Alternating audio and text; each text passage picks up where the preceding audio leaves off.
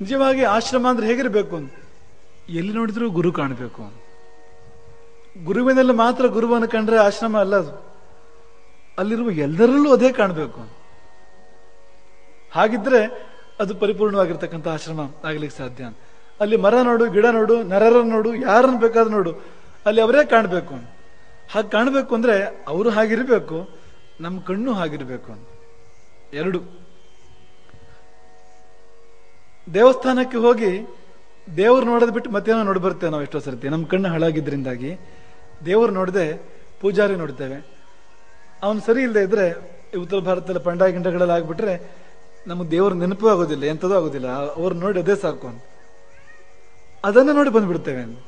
ನಿಜವಾಗಿ ಅವ್ರು ಹೇಗಾದ್ರೂ ಇರಲಿ, ನಮ್ಮ ಕಣ್ಣು ಮೂರ್ತಿಯಲ್ಲಿ ನಡಬೇಕು, ನಮ್ಮ ಕಣ್ಣು ಆ ಚೈತನ್ಯದಲ್ಲಿ ನಡಬೇಕು. ಅದನ್ನು ನೋಡಿ ತೃಪ್ತರಾಗಿ ಶಾಂತರಾಗಿ ನಾವು ಬರಬೇಕು ಇತ್ತ ಅಂತ ಕಣ್ಣು ನಮಗೂ ಬೇಕಾಗ್ತದೆ.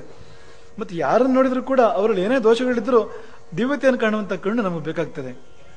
ಹಾಗೆ ಅವರು ಹಾಗಿರ್ಬೇಕು, ಅವರ ಮೇಲೆ ಗುರುವಿನ ಪ್ರಭಾವ ಹಾಗಾಗಬೇಕು.